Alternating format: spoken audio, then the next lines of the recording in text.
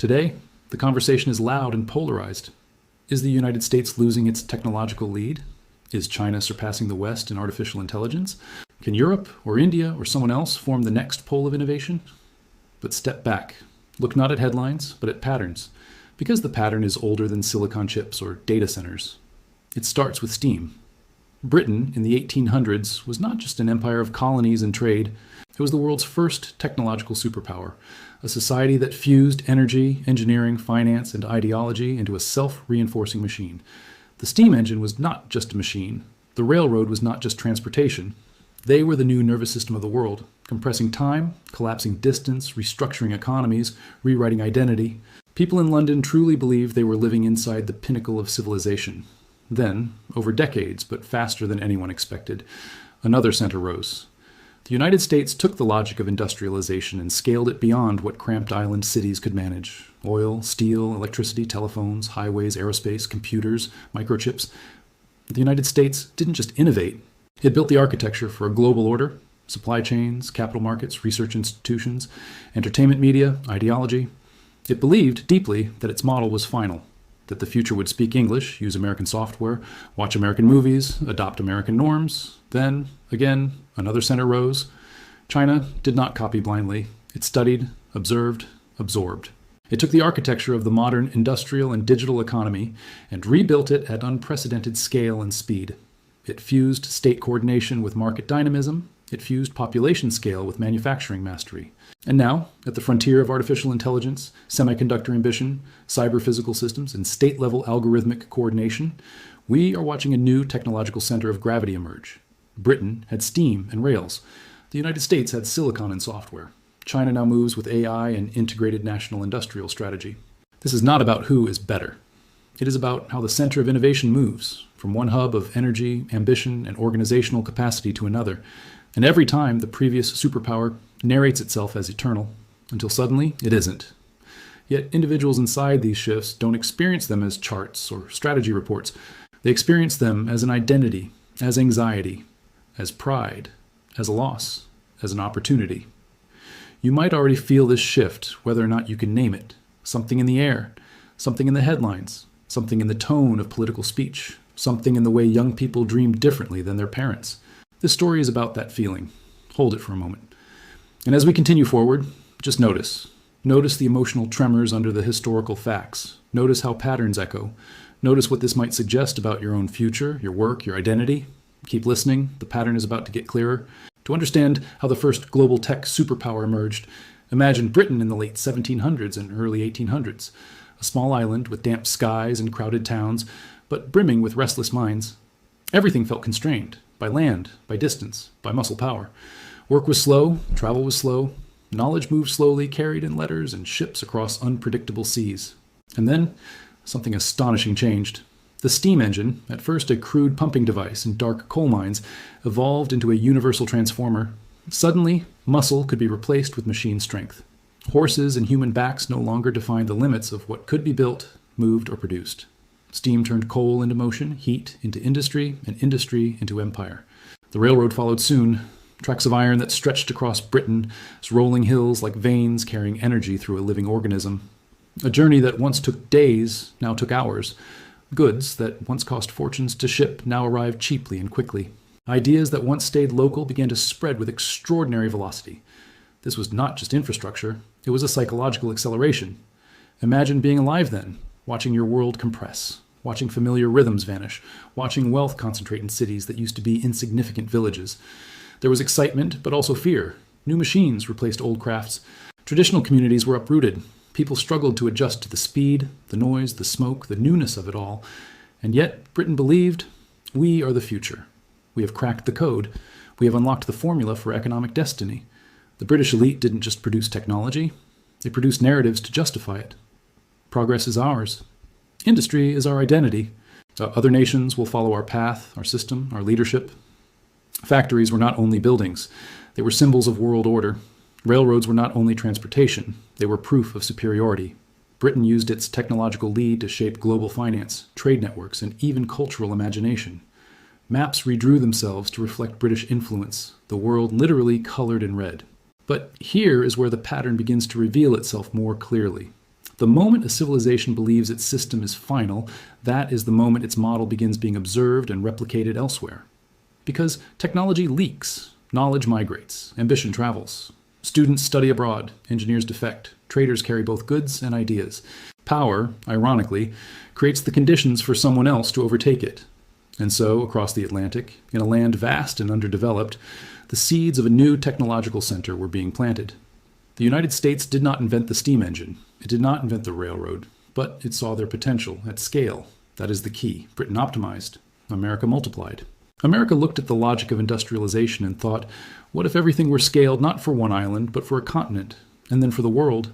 This is how technological power shifts, not through sudden war or collapse, but through the next player taking the same tools and building bigger, faster, more ambitiously. People in Britain didn't feel the shift at first. They were too busy celebrating railway expansions, trade deals, scientific societies, imperial exhibitions. They were proud, and understandable so. They had changed the world. But the very success that made Britain powerful made its model visible, transferable, reproducible. This is how superpowers unintentionally mentor their replacements. It's not personal, it's structural. It's the nature of innovation. And as Britain hit the limits of geography, population size, and resource strain, America rose with seemingly infinite room to grow. But before we jump ahead to the United States, and later to China, we pause here for one quiet human truth. People living through Britain's peak did not know they were in a peak. Most thought it was permanent. Most believed the future would look like the present, simply expanded. This is the emotional trap every leading superpower falls into. A soft CTA emerges here, not for debate, but reflection. If you live in a nation that believes its dominance is natural or eternal, ask yourself gently, have you seen this pattern before? Because we are now moving toward the second turning of this story, and it accelerates. The United States did not begin as a technological empire. It began as a frontier, raw land, rough opportunity, fractured identity. But what it had was scale, and scale is destiny. In the late 1800s and early 1900s, America took Britain's industrial blueprint and applied it to a landscape with nearly limitless room to build. Railroads didn't just connect cities. They stitched together identity, economy, and imagination. Steel mills rose like cathedrals of the new era. Oil fields burned as symbols of power. Waves of immigrants arrived carrying labor, hunger, and dreams. America wasn't refined, it was explosive. It believed in the bigger, the faster, the newer. And then came electricity, telephones, aviation, technologies that accelerated society at a pace that made even Britain gasp. But the shift that truly moved global technological leadership from Britain to the United States wasn't just about infrastructure. It was about computation. Silicon became America's steam engine. The microchip was America's railroad. What coal was to Victorian Britain, code became to American modernity. It started quietly, in labs and small garages, often funded by military budgets and Cold War urgency. The United States framed technological progress as survival, as security, as national identity. Universities, corporations, the government, and private capital aligned in a unique synergy. Innovation became a cultural value, not just an industry segment.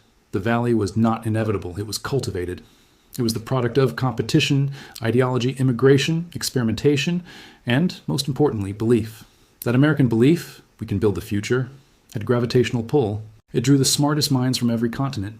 A Jewish mathematician fleeing European terror, a Chinese scientist seeking academic freedom, an Indian engineer chasing an opportunity, a Russian physicist escaping political constraints.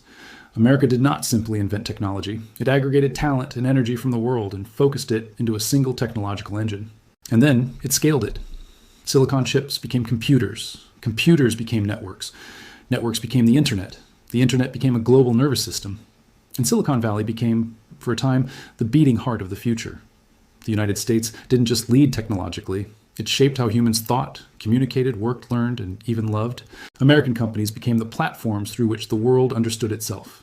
Google became a memory. Facebook became a community. Amazon became logistics. Apple became an identity. Netflix became a narrative. Tesla became a prophecy. This was cultural power, stacked on top of technological power, stacked on top of financial power. A civilization that believed its innovation was destiny. And for a while it was. But here's the pattern. Just as Britain looked at steam and believed it had found a final formula, America looked at silicon and assumed the future would always speak its language. The software gospel spread fast. Open markets, free trade, venture capital, flexible labor, individual creativity. It worked beautifully until others learned to read the code.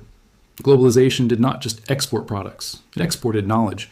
America taught the world how to build supply chains, how to design chips, how to scale factories, how to optimize research institutions, and how to commercialize technology. And just like Britain unintentionally taught America, America unintentionally taught China. There's an emotional layer here that's easy to miss. If you grew up in the US during its technological golden age, innovation felt like breathing. Progress felt inevitable. The world felt shaped around you. There was no rival, no challenger, no question. And now, suddenly, there is. Which brings us to the next phase in the cycle. But before we move forward, pause here. Notice what this story is doing inside you. If you feel pride, that's natural. If you feel discomfort, that's natural. If you feel curiosity, that's the point. The goal is not to choose a side. The goal is to understand the movement of history from the inside, because now the torch is being contested. The era of uncontested American technological dominance has ended. Not because America failed, but because the world learned. And now we turn to China, the next center of gravity. The new ideological battleground. The unfolding chapter of artificial intelligence as infrastructure, identity, and power. China's rise is often told as a story of copying, scale, or manufacturing, but that narrative misses the deeper truth. China did not merely adopt American technology, it studied the architecture of American technological power, research ecosystems, industrial clusters, capital incentives, talent pipelines, digital infrastructure, and then reorganized them for a nation of over 1 billion people. This is what makes China not just large, but structurally different. Where the United States built innovation from decentralized experimentation, China built innovation from centralized direction combined with competitive internal markets. It fused state strategy with entrepreneurial hunger. It aligned national goals with industrial planning while still allowing ruthless competition among private companies. And it built the physical backbone, the factories, the ports, the power grids, the data centers, at a speed the world had never seen before. If America's power peaked with the birth of Silicon Valley, China's ascension began with something quieter, the decision to make manufacturing the foundation of national identity, not as cheap labor, not as outsourced production, but as mastery. To build chips, you must first build machines that build the machines. To build AI, you must first build the compute infrastructure where AI can live. China understood that control of manufacturing is control of reality. And so, as American tech companies shifted towards software-first, asset-light strategies, China invested in factories, supply chains, robotics, energy grids, ports, satellites, rare earth extraction, and semiconductor tooling. The West told itself that manufacturing no longer mattered. China listened and built. Then came the smartphone era. Suddenly, China was not just the world's workshop. It was the world's user base. 1 billion people networking, purchasing, banking, messaging, consuming, generating data at scale no Western platform had ever seen. Data became China's oil. Algorithms became its engines. Domestic companies like Tencent, Alibaba, ByteDance, and Huawei began to operate not as imitators, but as laboratories, optimizing for scale, behavioral insight, and integrated digital ecosystems. While Western apps were standalone services, Chinese apps became operating systems for life. Banking, socializing, renting, investing, transportation, shopping, entertainment, integrated into seamless digital experiences. And once daily life became data, the leap to artificial intelligence was not a leap. It was a continuation. AI did not appear in China as a Silicon Valley export. It appeared as an inevitability in a society already comfortable with automation and digital mediation. And the state recognized something sooner than much of the West. AI is not a tool. AI is infrastructure. It is not just an industry.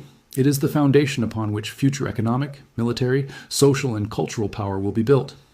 So China did what Britain did with railways and what America did with microchips. It made AI strategic. It centralized investment. It created national labs. It aligned universities, cloud providers, telecom giants, military institutions, and local governments. It linked AI to governance, logistics, healthcare, surveillance, transportation, and industrial control. Meanwhile, the West debated. The West hesitated. The West asked, should we? China asked, how fast? And now we stand in a moment where the global technological center is not moving away from the United States, nor toward China, but into a contested duality. Two technological civilizations running parallel, each believing its system is the future. One built on open research, private capital, and creative decentralization. One built on coordinated industrial alignment, infrastructural ambition, and population scale data feedback. Each model has strengths, each model has vulnerabilities, and this is where the emotional undercurrent appears again. For people in the West, China's rise feels like disruption. For people in China, it feels like restoration. For people everywhere else, it feels like a choice. A soft CTA here. Notice how your own background shapes your instinctive reaction to this narrative. That reaction is your conditioning speaking, not truth. Conditioning. History is not asking you to choose sides. History is asking you to recognize the pattern so you are not surprised when it completes its next turn. The cycle is not finished. We are entering the AI century, and the question is no longer who invented the technology. The question is, who will integrate it into the deepest layers of society? That is where the next superpower will be defined. We are now living in the hinge moment of this cycle, a moment where the world is beginning to sense that something enormous is shifting beneath the surface, even if the language to describe it still feels incomplete. You can feel it in political speeches trying to defend a status quo that no longer exists. You can feel it in corporate strategies that increasingly sound like improvisation. You can feel it in universities scrambling to redefine what knowledge even means when information is no longer scarce but overflowing. You can feel it in the tension between optimism and fatigue. Something is changing. And the change is not about which country makes the fastest chips or trains the biggest models. It is about identity. In the STEAM age, societies redefine themselves around machines and factories. In the Silicon Age, societies redefine themselves around computers and global networks. In the AI age, societies will redefine themselves around systems that think. This is not an upgrade. This is a transition in how power is organized. The old model, individual expertise, institutional hierarchy, stable professions, is dissolving. The new model, adaptive intelligence, automated decision-making, synthetic creativity, is emerging. And every individual, every company, every nation is now in silent negotiation with this shift. Will AI be a partner, a tool, a ruler, a mirror, a ghost? The answer will differ depending on where you stand. In the United States, AI is being framed as an entrepreneurial opportunity, something to build businesses with, something to experiment with, something to disrupt old systems. It is innovation as identity. In China, AI is being framed as national destiny, infrastructure to secure stability, competitiveness, and long-term civilizational continuity. It is cohesion as identity.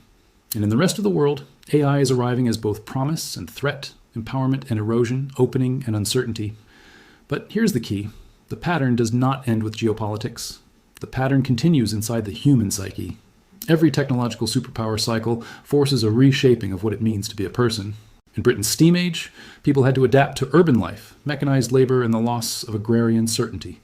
In America's Silicon Age, people had to adapt to digital mediation, hyper-connected identity, and the collapse of geographic boundaries. In China, SAI age, and the global AI age that echoes from it, people will have to adapt to something even more intimate, the blurring of the boundary between internal thought and external assistance. When tools begin to think with you, when creativity becomes a shared space between human intuition and synthetic suggestion, when memory is outsourced to cloud systems and decision-making is guided by predictive inference, the question becomes not, what can I do, but what remains uniquely mine? This is where the story becomes emotional. Because every technological shift rewrites the center of meaning. In Britain, meaning moved from land to labor. In America, meaning moved from labor to self-expression. In China's AI century, meaning may move from self-expression to co-evolution, the ability to navigate a hybrid identity where human and machine intelligence are entwined. And you, listening to this story, living in this moment, are experiencing the disorientation that comes whenever the world rewrites what it means to be human. Some feel excitement, a sense of infinite creative leverage. Some feel grief, an uneasy awareness that something familiar is fading. Some feel threatened, fear that autonomy is dissolving. And some feel awakening, recognition that identity has always been fluid, adaptive, emergent. A soft midpoint CTA belongs here, and it is simple. Don't rush to conclude what this means. Just notice what you feel. Notice the friction. Notice the curiosity. Notice the resistance. That emotional texture is the real historical archive.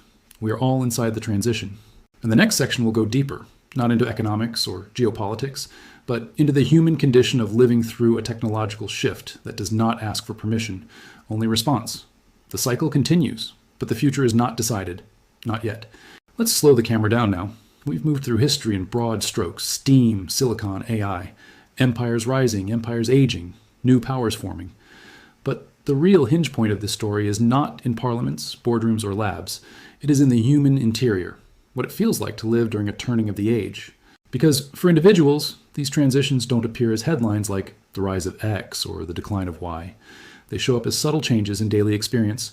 A job that once felt stable suddenly feels uncertain. A system of belief that once felt logical starts to feel outdated. A sense of identity that once felt anchored starts to loosen.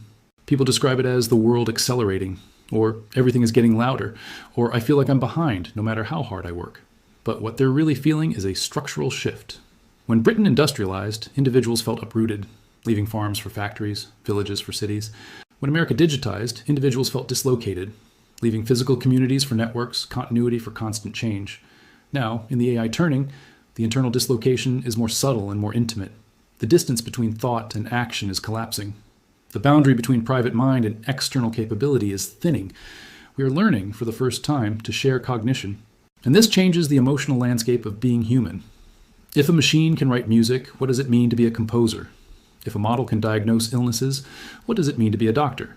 If algorithms can guide investment, forecast risk, summarize knowledge, generate design, produce art, what is the role of the human in creation? This is where old models of self-worth start to feel fragile. For centuries, society told people, you are what you do, your skill, your trade, your knowledge, your craft. This is your identity. But when technology begins to do many of those things faster, cheaper, or more consistently, the foundation of identity shifts. And that shift is emotionally difficult, not because humans become obsolete, that is a shallow fear, but because the narrative of self must evolve. Consider this quietly. Perhaps the defining human ability was never labor, knowledge, or production. Perhaps the defining human ability has always been meaning-making, interpretation, choice, vision, desire, the ability to imagine futures, not just compute outcomes, the ability to decide what matters. Machines can analyze, machines can generate, machines can optimize. But meaning, real meaning, comes from experience, from emotion, from the invisible architecture of memory, longing, attachment, intuition. The future is not human or machine. The future is human with machine, coevolution. But that requires a new emotional skill, the ability to let go of identity structures that were built for a different technological era. You're not your efficiency. You're not your profession.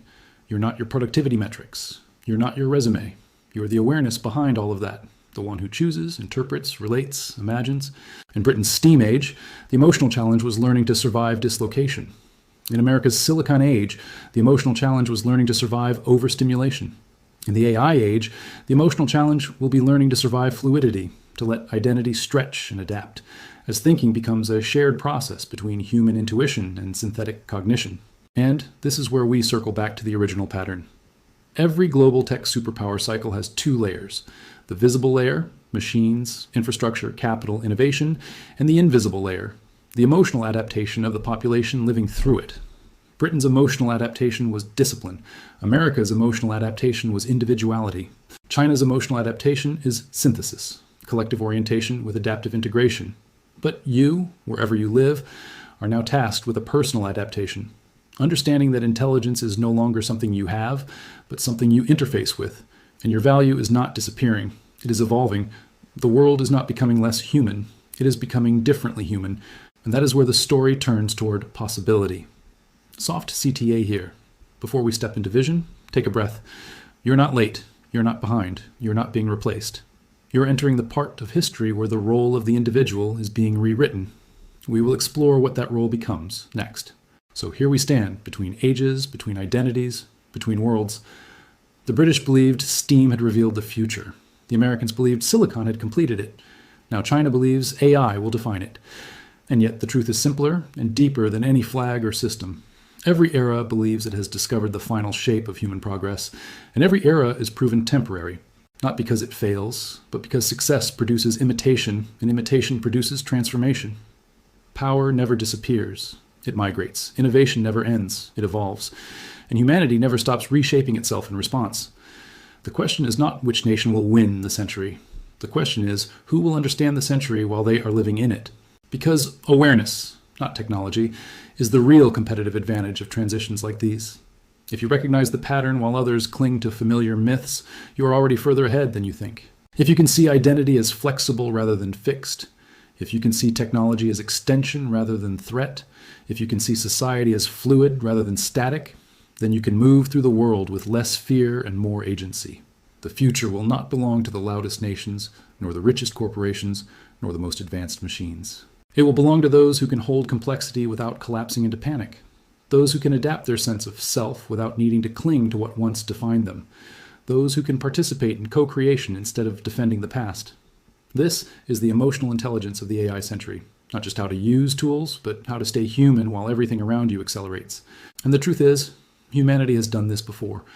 When the first trains reshaped time, people feared the death of nature and meaning. When the first telegraphs collapsed in distance, people feared that communication would lose depth. When the first factories replaced artisans, people feared the soul would be mechanized. Every era believed it was losing something essential, and every era discovered something new about itself. The age of AI will be no different. But we will have to learn something Britain and America struggled with near their peaks: humility in the face of change. The humility to say the world is shifting and that does not have to be lost. The humility to say identity can expand. The humility to say meaning is not tied to the tools we use, but to the awareness with which we use them. You are not here to compete with machines. You are here to collaborate with them. You are not here to defend your past identity. You are here to grow into the next one. And you're not here to choose which civilization is the right one. You are here to learn from each. Britain's discipline, America's imagination, China's scale and synthesis. The world ahead will not be dominated by one. It will be shaped by all. But one more layer matters, the personal one. You will have to decide something privately, quietly, without applause. Will you resist the future out of fear, or step into it with curiosity? Will you mourn the fading of old certainties, or learn to navigate new freedoms? Will you let the acceleration of history overwhelm you, or will you let it wake you? A soft, near-ending CTA belongs here. If this story stirred something, confusion, clarity, tension, wonder, do not rush to resolve it. Sit with it. Let the questions work on you. Because awareness gained in transition becomes identity gained in the future. And now we close not with an answer, but with an opening. The next global superpower may not be a country at all. It may be a way of thinking, a civilization of the mind rather than land, a network of people across borders who understand the pattern, adapt to the shift, and co-create what comes next. You are not just watching history, you are inside it. The future is not arriving. You are already living in its first draft, and your role has not been written yet. The pen is in your hand. If you want the next chapter, how individuals, not nations, become the true power centers of the AI era, say one word: continue.